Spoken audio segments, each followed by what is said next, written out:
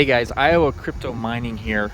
So today in this video we're going to talk about kind of what the first steps are of, should I get a shed? How is it going to look? And is it even feasible in my, with my location and the way my power is set up? So that's what we're talking about today. So the first thing we're going to look at is actually the transformer out front and kind of discuss that. And then we'll come back here to the shed and discuss a couple more things. Okay guys, we're out front here. Now, as a little bit of a disclaimer, my dad works at the electrical company, so I had shortcuts to where I knew who to call and when, and could get things happening faster. Not that I could get anything to happen that the average person couldn't get done, but if I needed something done, I could make a phone call and get the answer quickly. And also, I have talked to many times the city inspector, so different codes and that kind of stuff. I was able to make a phone call, get the answer, and be able to move on. So in this situation, my transformer here, this is not the original one. Because I did the shed, they actually upgraded my transformer for me. And all it was just a phone call, give them some numbers, and they ordered it and got it taken care of. No cost to me. So that was something that I was able to do. And then this box here is actually the internet I use for the shed. So you see the orange wire going out there, goes around. It actually goes down below. And so when we buried the line out to the shed, it goes up the side of my house to the back of my yard. They buried those two together. So we actually did that on purpose and planned on it ahead of time because I was going to get my own service and I was going to get my own internet. Now, the first thing you have to think of is, can I do that? Some areas, it's not code to have two different services, one for your house and then one for something else.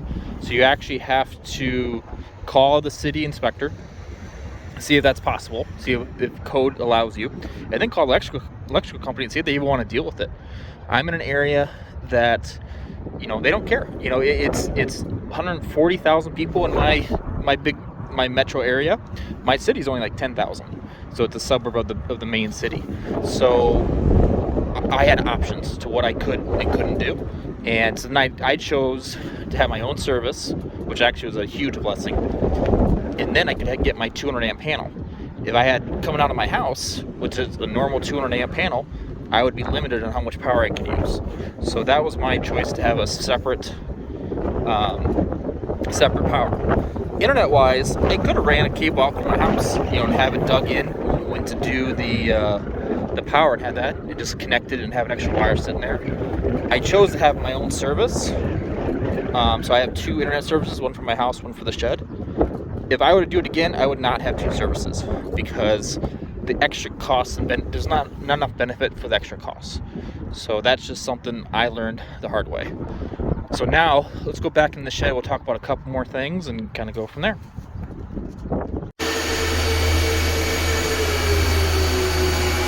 Okay guys, so now we're in the shed, and so the kind of the next step. So we just talked about transformer and city code, and if you can actually, do what you want with the shed.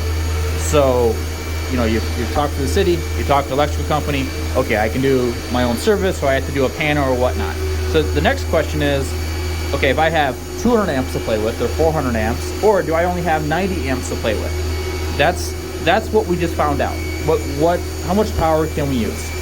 So the next question is, well, how big of a shed do I need then?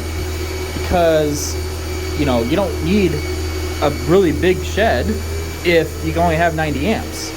So, that's 30. That's 30. This is 30. I don't need a very big shed to run just this. So, that's your next question, is how big of a shed? Now, I personally made a 12 by 10 shed because I had 200 amps to play with.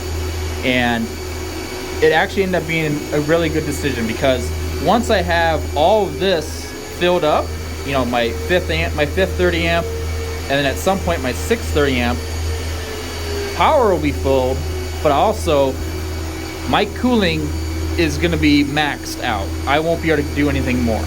And the reason is because, right now it's 44 degrees in here because it is 25 degrees outside. But when it gets 100 degrees outside, then this thing turns into 100, 110, 115 degrees. And depending on where you live, you have those violent swings where it's really cold in the winter and it's really hot in the summer, and that's what we get here in Iowa. So 200 amps loaded up. I'm going to have heating issues before I have power issues. So you don't need anything more. Now, a lot of people have seen Hobbyist Miner. He's got a shed as well. His is, if I remember correctly, is 10 feet by 8 feet. But he only has 90 amps to play with because has his shed. The power is just, it's a sub panel off his main panel. Actually, you know what? He doesn't even have a sub panel. He just runs 330 amps from the house direct into his shed that's right behind his panel, which is very clean, very easy, you know, a good next step. But now he's been dealing with problems with not enough power. So that's easier to cool. When you have just that much power, it's easier to cool it. So that's the next step, is how big of a shed. And mine was 12 by 10. The city inspector, I could not get a bigger one because our ordinance here, our code is you can't have more than 2 sheds, and the total size cannot be more than 200 square feet, or I'm sorry, 200 feet. So I have another shed on my property. It's a 10 by 8. So this is a 12 by 10, so I'm right at the max, which is perfect because I don't need anything bigger. And, you know, so that's something you also need to ask that city inspector. What size of shed can I use, and what's the max? Now, the next step is, how do you build my shed? You know, what kind of shed do you do? Do you build it yourself? I personally am not very handy. So this was a pre-built shed. So in other words, they sent you all the pieces. You had to put it all together, but all the pieces were there. They're all labeled, and everything was in one big box. So it was a build-a-shed, more or less, which was great because I wasn't handy enough to know what size and you know how to organize it. I just followed the instructions and then used the tools to build it. And then you have to, you know, buy the paint, buy the shingles, buy the nails, you know, buy the accessories that you need. But everything was here. I just had to plug it in. And so I added locks, I added other things that I needed, but it made it simple for someone like me. And there was options. Do you do a cement floor? Do you do a wood floor? Hobbyist does a wood floor. And then kind of the OG of sheds, Hash Raptor, he has a wood floor as well, and his actually sits on stone blocks. And his looks really nice and clean on the outside. I chose a concrete floor, a cement floor, because A, my brother-in-law is in construction, so he poured it for me. And B, when this is all said and done, and in a year or two, I'm moving to something bigger, I'm gonna tear this down and build a new one for my wife. I already have the power for her. I can get lights in there, and it'll be too much power, but I'll have power already. It'll be good and easy, and she can have this as her little she shed.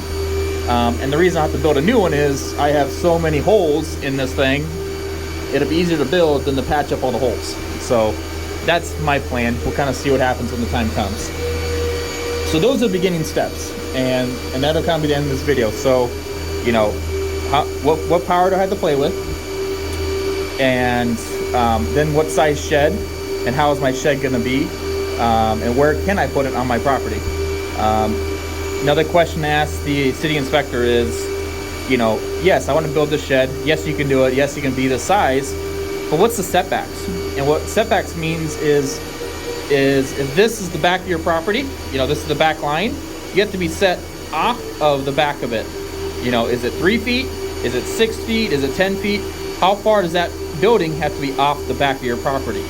And so in my case, my guy said there really wasn't a setback, and all I had to do was, you know, make sure I could mow it. That's all he said. He's like, well, make sure you can get a mower in there to mow it. He didn't care how far off the back of the property was.